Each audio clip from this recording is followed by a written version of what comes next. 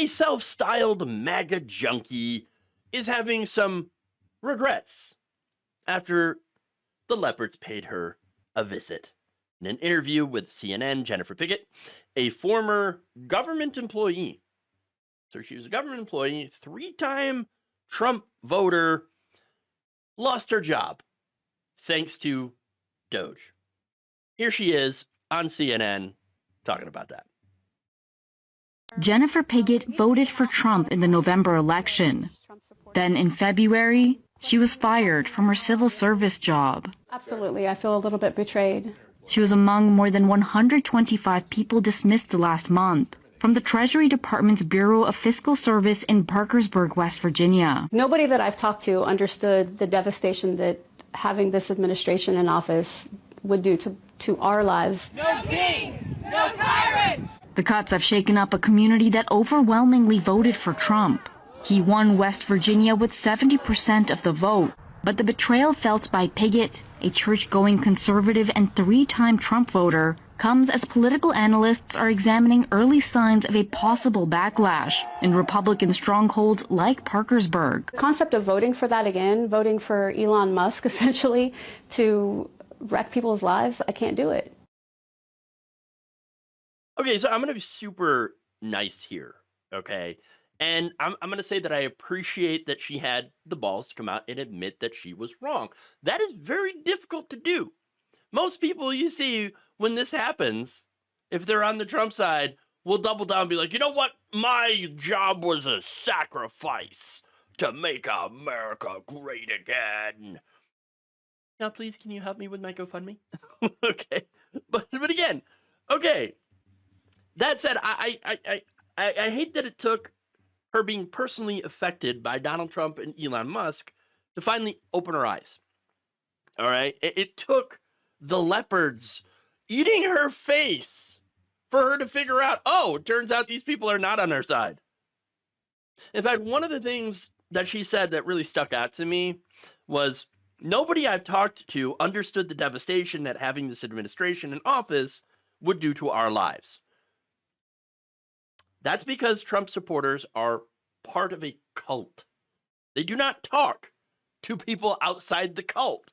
And by the way, if they do, I should say if and when they do, okay, they do not believe in anything that runs counter to what they hear from Trump and the rest of the cult. Okay, anything that we say, if we say, hey, look, Trump wants to cut these programs and make your life harder so he can give himself tax cuts. You tell them that, they're like, fake news, Democrat talk points, co-perceive. They just cut your job. Yeah, but, well, yeah. They just have a meltdown. It just, their brain just gives right out. Okay. So no, we tell you the truth, but it doesn't matter to you. And look, we were saying, all up until the election, that Donald Trump, he is going to be a disaster for regular people, okay? He's going to do massive cuts to the government. Massive cuts. He's going to gut these agencies.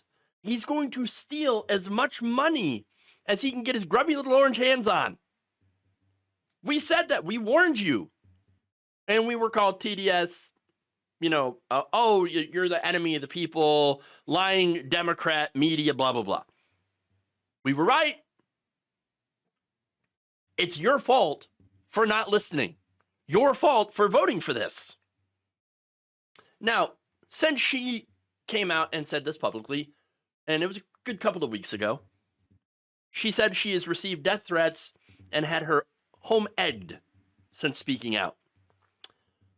I'm guessing that must have been the cult hitting her for speaking out, because ain't nobody on the left rich enough to waste eggs.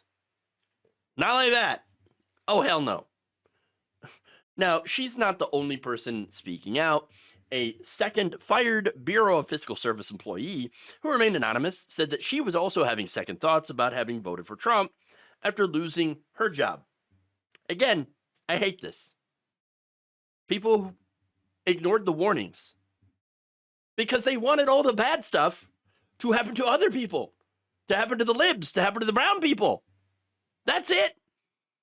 now, they're wanting us to feel bad for them after they made a terrible decision. Okay? They wanted all the bad stuff to happen to other people, but when it happened to them, woe is me. Woe is me. How do you teach these people to have empathy for other people? They're demanding it now. Oh, please have empathy for me.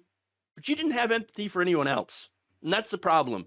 She was fine with owning the libs. 3 times she voted for Trump. 3 times. This is not someone who showed up on election day as a low information voter and said, I don't know.